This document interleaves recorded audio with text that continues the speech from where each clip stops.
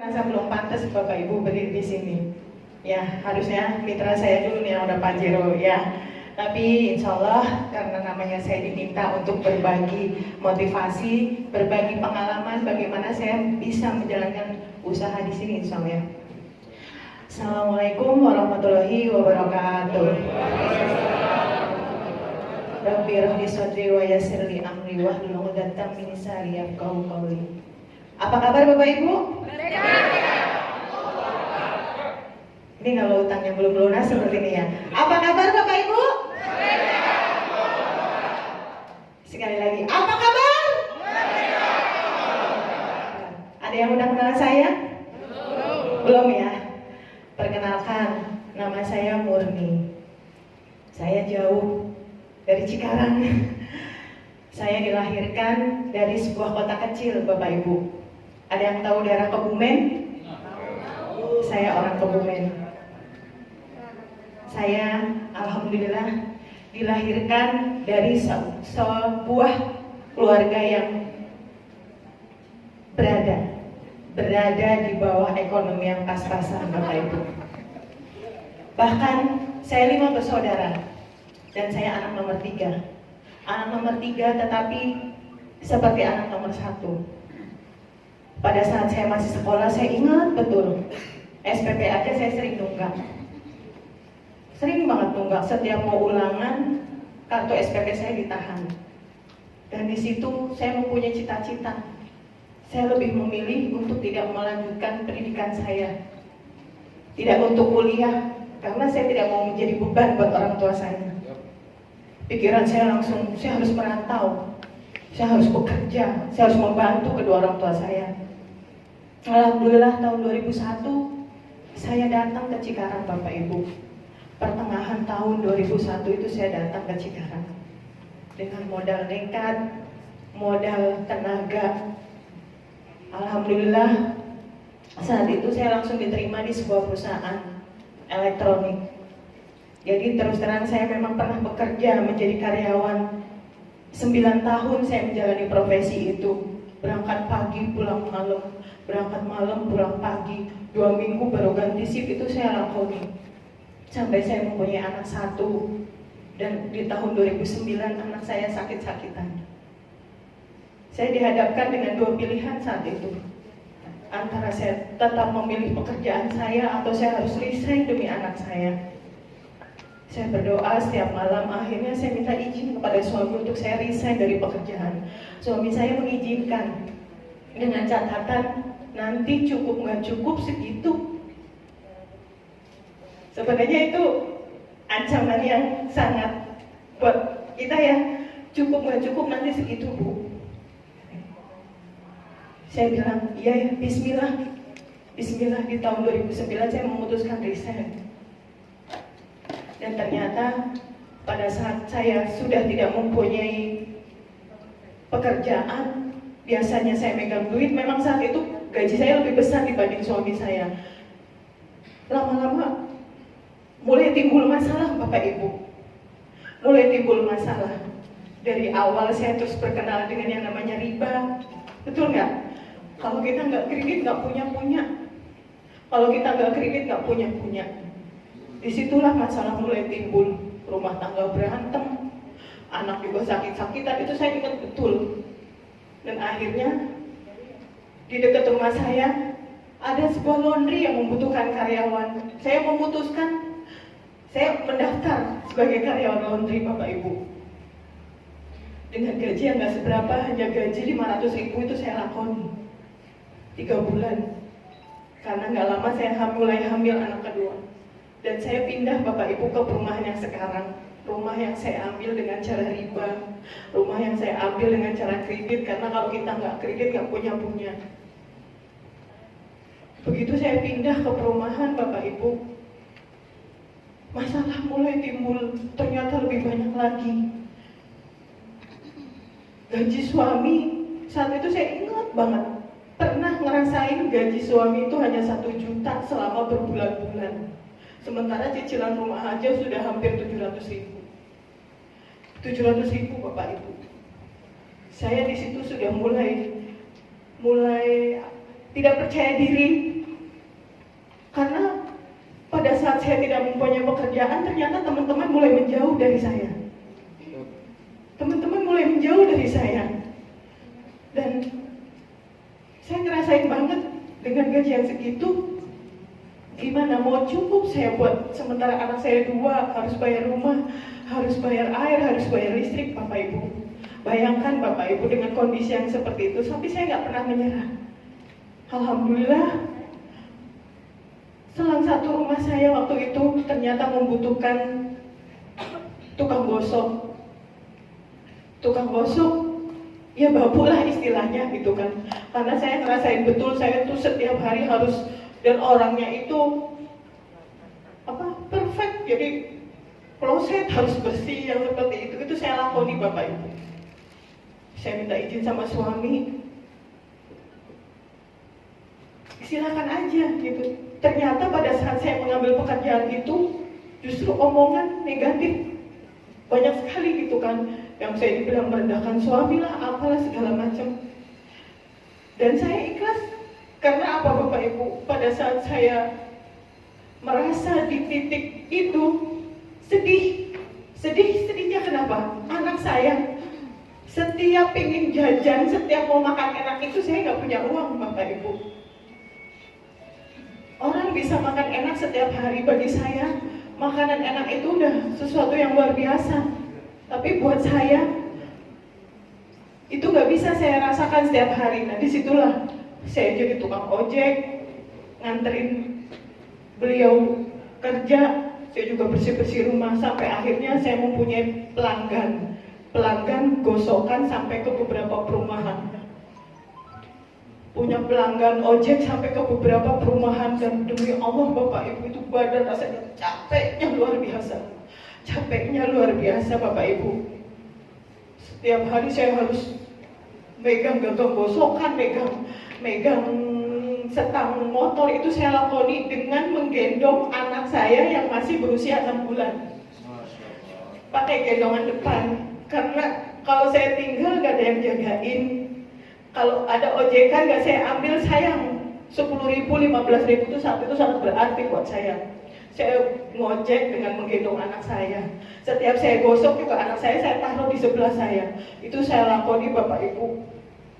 Bahkan saya pernah nganterin karyawan jam 12 malam di kawasan di daerah Cikarang, tanpa saya memikirkan nasib saya, begalah apa. Lampu udah dimatiin semua, itu saya ingat banget, lampu udah dimatiin semua, bahkan tetangga juga udah gelap. Ya jangan dimasukin dulu, saya mau nganterin karyawan. Begitu saya anterin sampai karyawan itu di sana, teh nanti ya, saya nggak ada receh. Padahal setiap saya dapat uang ojekan itu saya senang banget. Bahkan setiap saya mau ngutang sembako, itu yang paling saya ingat Bapak Ibu, itu saya selalu nunggu warung sepi. Saya selalu nunggu warung sepi, malu. Setiap saya mau ngutang sembako ke warung tetangga perumahan saya, itu saya malunya minta ampun. Karena ternyata saya baru sadar, ternyata miskin itu sakit banget. Saya lakoni pekerjaan itu sampai pada akhirnya saya ketemu dengan usaha ini. Saya diajak oleh leader saya yang sangat luar biasa, Bapak Haji Birawan Hasli. Beliau adalah wasilah saya. Saat ini beliau sedang melalang buana keluar kota. Saya diajak sama beliau, Bu Muri mau gak? Saya sama seperti Bapak Ibu yang ada di ruangan ini. Sempat ada rasa minder, gak punya kemampuan, gak punya ilmu, gak ngerti apa-apa. Tapi cuma satu di hati saya mau berubah, ya Allah. Saya mau berubah karena saya sedih pada saat zaman saya susah, setiap orang tua minta uang. Itu kalau saya bisa ngirim 200.000 aja, tuh bapak saya selalu nanya, emang kamu punya duit? Saya selalu jawab punya. Padahal itu duit yang saya kumpulkan dari hasil saya ngojek, dari hasil saya gosok. Pada saat saya diajak usaha ini sama Pak Birawan, saya tak pernah berpikir lama. Di kepala saya saat itu, saya ingin membahagiakan kedua orang tua saya. Saya ingin membahagiakan anak-anak saya, Bapak Ibu. Bagaimana saat itu saya ngerasain hidup itu ditolak. semua menjauh ke saya.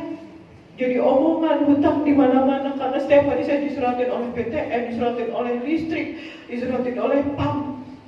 Bahkan pernah satu hari juga itu PAM saluran air di rumah saya itu mau dicampur sama PDAM karena saya sudah 3 bulan nggak bayar-bayar. Itu semua saya. Pada saat saya sudah berada di wadah ini, semua itu saya jadi pecutan Bapak Ibu. Semua itu saya jadiin pecutan buat saya bahwa saya harus keluar dari semua itu. Saya akan buktiin bahwa saya ini bisa. Saya nggak mau hidup saya susah karena ternyata misi itu sakit banget Bapak Ibu. Alhamdulillah saya dikenakan usaha ini tanpa pikir panjang. Saya langsung berani mengambil paket reguler pada saat itu saya nggak punya uang. Saya nggak ngerti gimana saya menjalankan usaha ini. Saya yakin karena Pak Birawan bilang usaha ini bagus banget, murni. Waktu kita bisa bebas dari namanya hutang riba. Dan pada saat kita mendengarkan azan kita harus berhenti. Demi Allah, demi Rasulullah, cuma itu yang membuat saya closing saat itu di PT BES. Saya nggak ngerti produknya, saya nggak ngerti marketing plan-nya, saya nggak ngerti gimana jalannya usahanya. Dan saya langsung berani memutuskan daftar reguler. Tanpa saya tahu, saya punya uang hanya 500.000 Bapak Ibu. Pulang saya berdoa, saya bawa dalam doa, ya Allah, kalau memang usaha ini baik untuk saya, dekatkanlah. Kalau memang usaha ini tidak baik untuk saya, jauhkanlah. Saya butuh 4 juta. Kalau orang pengen bergabung di satu usaha, pasti nungguin duit sisa, bener nggak? Kalau saya nggak mau. Mindset saya bagaimana? Saya mempunyai uang 4.500.000, saya join di usaha ini. Karena apa? Di kepala saya cuma satu, utang saya lunas. Anak saya bisa makan enak setiap hari.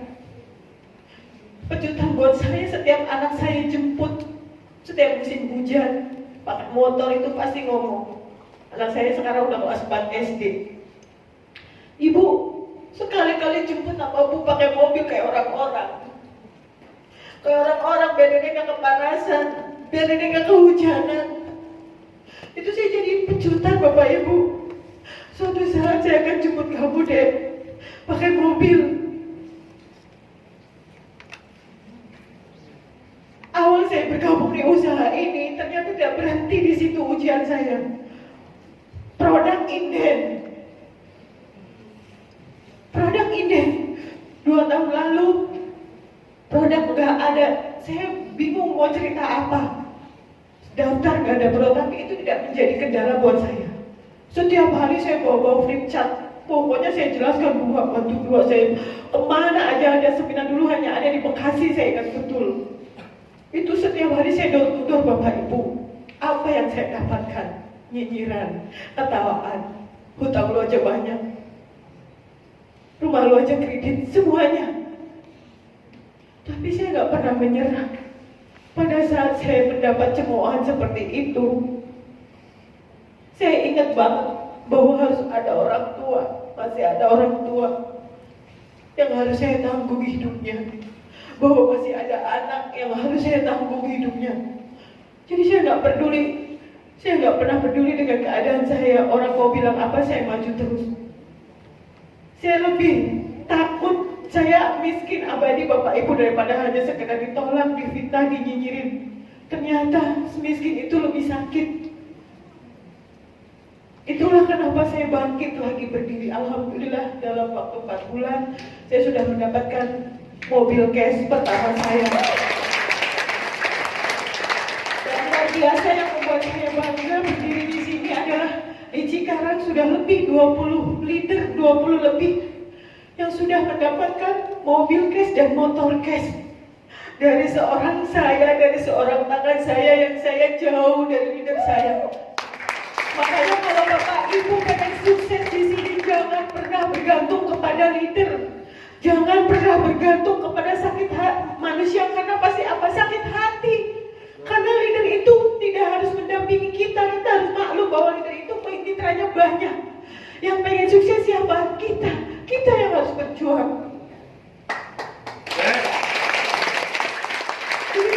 Bapak Ibu. Terus kalau ada yang bilang ke saya, Bu, saya pengen sukses tapi nggak punya akan sukses. Nggak ada yang namanya usaha itu nggak pakai modal, betul nggak? Bapak Ibu nggak punya uang, tapi saya yakin punya kedua dengkul. Boleh nggak dengkulnya ditukar dengan 1 miliar? Jadi kalau Bapak Ibu jatuh, bangkit, bayangkan anak Bapak Ibu. Jangan sampai menggadaikan kebahagiaan mereka. Ingat anak kita, kalau ada anak minta sesuatu sama kita, kita jangan marah. Karena apa? Mereka nggak ngerti apa-apa, Bapak Ibu. Itu semua karena kebodohan kita sebagai orang tua. Istri, suami, kalau bapak di sini istrinya minta sesuatu, jangan dimarahin. Semua karena kebodohan kita, Bapak Ibu. Itulah kenapa saya dapat mobil, saya nggak bisa nyetir, Bapak Ibu.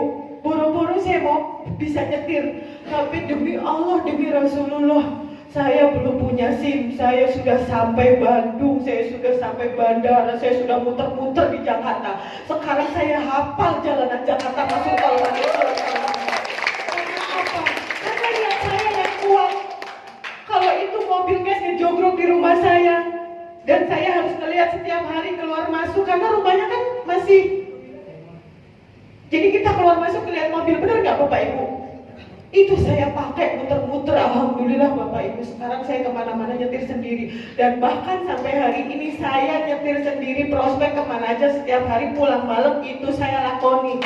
Saya nggak mau pernah kalah dengan keadaan. Kalau Bapak Ibu pengen sukses di sini, ada prospekan, samperin. Nggak usah nunggu minta leadernya nemenin. Kalau memang Bapak Ibu bisa, kita bisa karena kita setiap hari latihan. Kita bisa karena setiap hari kita prospek, bener gak? Kalau kita nggak pernah ditolak, kalau kita nggak pernah prospek, gimana kita tahu kualitas diri kita? Jadi saya nggak mau dengar alasan. Tim saya di Cikarang itu rata-rata ibu-ibu yang dapat. Membuktikan bahwa ibu-ibu ternyata lebih bisa, apalagi bapak-bapak, benar gak? Bayangkan Bapak Ibu, hidup kita hanya sekali. Orang tua kita masih ada. Kita juga belum umroh haji. Bapak Ibu sudah berada di kendaraan yang tepat. Saya minta segera ambil keputusan. Bayangkan kedua orang tua kita. Setiap saya lagi down, tiba-tiba orang tua saya video call, itu bisa saya tiba-tiba bangun jalan, saya bawa mobil entah kemana. Demi Allah itu Bapak Ibu. Setiap hari saya berdoa, ya Allah, jangan Kau cabut nyawa orang tua saya sebelum saya betul-betul bisa. Pencapaian saya memang belum apa-apa, belum banyak seperti teman-teman seperti itu. Tapi saya yakin saya akan sampai pada finish. Bagaimana kita tahu kita akan dapat berlian kalau kitanya nggak pernah mau nyari, benar nggak? Jangan pernah berpikir apa yang harus kita dapatkan Bapak Ibu, tapi pikirkan apa yang sudah kita keluarkan. Pada saat kita berpikir seperti itu, kita enteng jalanin usaha ini. Lakukan saja terus, seminar nggak ada yang jalan aja terus. Suatu saat Allah juga tahu, Allah juga melihat semua ikhtiar kita. Allah akan kirim orang-orang yang kita nggak pernah tahu. Sampai saya bertemu orang-orang yang lebih pintar dari saya, orang-orang yang lebih mengerti usaha dibanding saya. Bukan karena saya yang hebat, tapi Allah. Semua karena Allah menolong saya. Ibu-ibu di sini pasti bisa, jangan pernah mau kalah dengan keadaan. Nggak bisa nyetir kayak saya, nggak apa-apa Bu, nabrak-nabrak juga mobilnya paling yang lecet, bener nggak?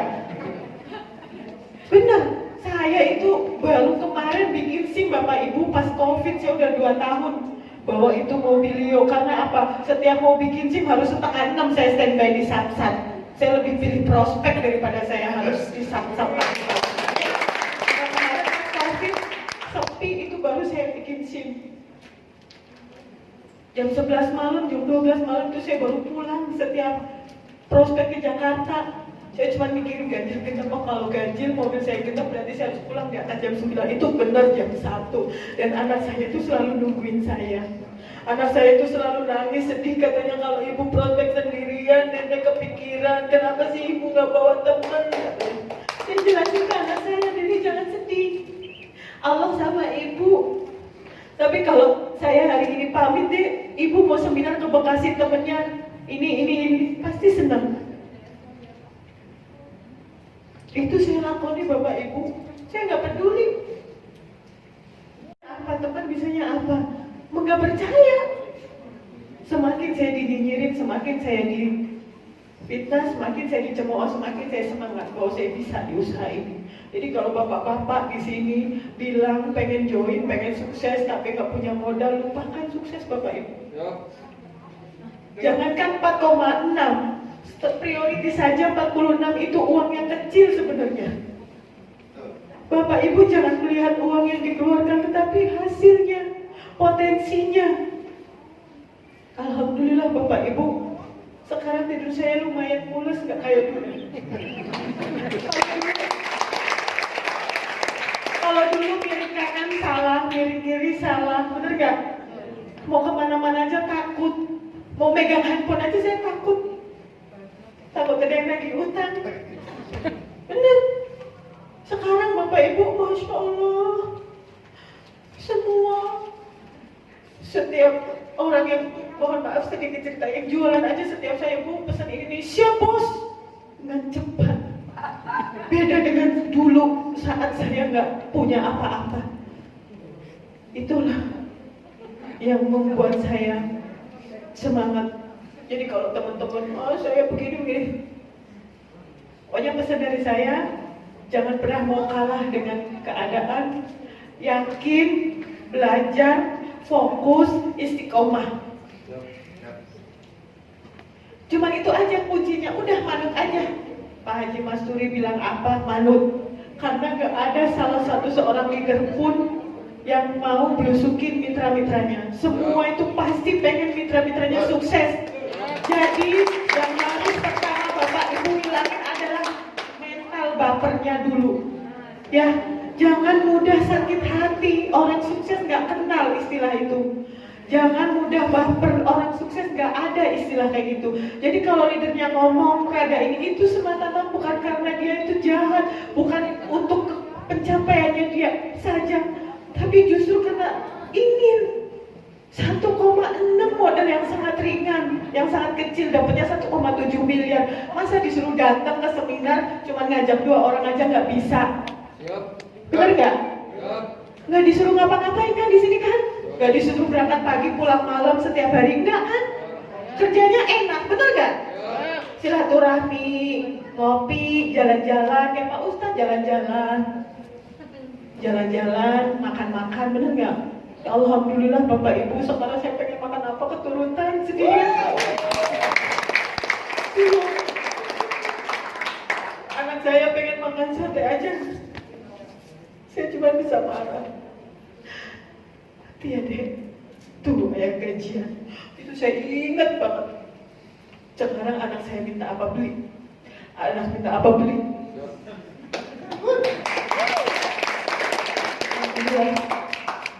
Di hari ini juga saya bersama peraih reward dari Cikarang, ada 5 orang, alhamdulillah hari ini dapatin saya.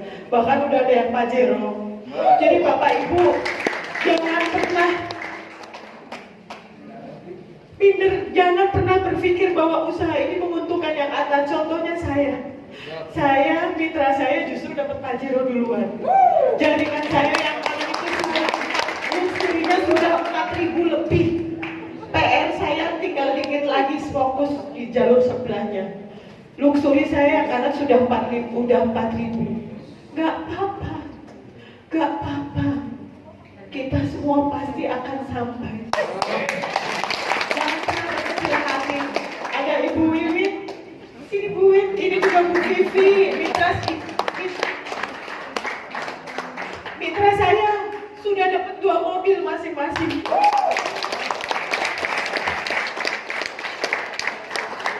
Sudah Pajero dan ini sudah, kemarin kita dapat cruise bersamaan 3-3-nya.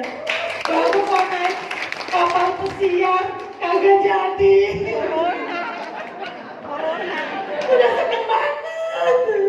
Udah seneng banget dapat cruise Singapura, mau jalan-jalan naik kapal pesiar, COVID dateng. Nggak apa-apa, ditracur-tracur juga duitnya ya.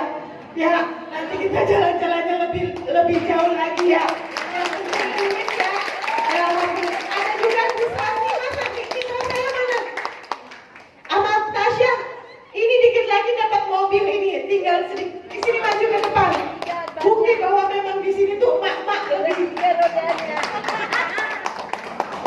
dalam satu. Rodanya dalam satu ya. Nah ini dikit-dikit lagi, 100 poin lagi, 100 poin lagi dapat mobil ya, mohon lagi.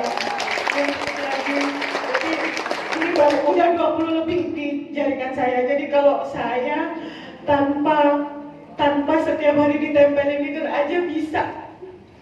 Bapak Ibu ini udah enak banget. Udah tempatnya udah ada di sini. Setiap Selasa itu ada, tinggal datang. Saya mau nyari leader saya aja jauh banget, pergi-pergi mulu, Bapak Ibu. Masya Allah luar biasa. Tapi itu yang membuat saya semangat untuk membuktikan bahwa kita pasti bisa. Jadi kalau saya bisa, ibu-ibu di sini bisa, bapak ibu yang hadir di ruangan ini pasti bisa. Jadi saya tidak mau tahu yang hari ini hadir, kalau sampai minggu depan belum daftar, catat Pak Ustadz ya, jangan dibantu. Benar nggak? Ya kan bantu yang udah daftar, benar nggak? Ya ngapain nggak daftar dibantu, benar nggak? Nah, jadi kayak gitu. Jadi pulang dari sini mau jual kambing kek, mau jual emas kek, mau jual motor ya, apapun silahkan. Karena apa? Bapak Ibu berjuang di jalan riba, benar nggak? Bapak Ibu ingin memberantas riba, ingin membahagiakan kedua orang tua. Semua agama itu melarang riba, Bapak Ibu. Jadi Bapak Ibu nggak perlu takut kalau hanya ditolak. Itu sudah makanan kita sehari. Bapak Ibu mau pilih miskin apa pilih ditolak? Jadi kalau Bapak Ibu nggak mau ditolak, jangan mikirin sukses. Yang sudah sukses di situ udah kenyang Bapak Ibu dengan cuma ditolak. Kita tuh setiap hari difitnah, dinyinyirin, ngejar dunia lah, bener ya? Setiap hari postingan jalan-jalan, nggak pernah kerja, kalau dapat mobil, manegim lah, orang nggak apa-apa. Yang tahu hanya diri kita. Jadi saya minta, apalagi bapak-bapak ini saya apal ya wajah-wajahnya. Kalau sampai minggu depan duduk di sini belum daftar, mohon maaf ya. Nah, gak usah dibantu, ngapain dibantu? Orang gak mau daftar, bener gak? Masa kalau sama Bu Murni jual yang gak bisa dijual di rumah, jangan jual istrinya tapi ya, jual yang bisa dijual di rumah ya. Ibu-ibu jangan punya emas di rumah, jual. Jangan emas suaminya dijual, kan punya emas gede dijual ya. Setuju ya? Yang pengen sukses harus berani melangkah ya. Setuju ya? Mungkin itu saja dari saya Pak Ustadz. Mudah-mudahan bermanfaat ya. Wassalamualaikum warahmatullahi wabarakatuh.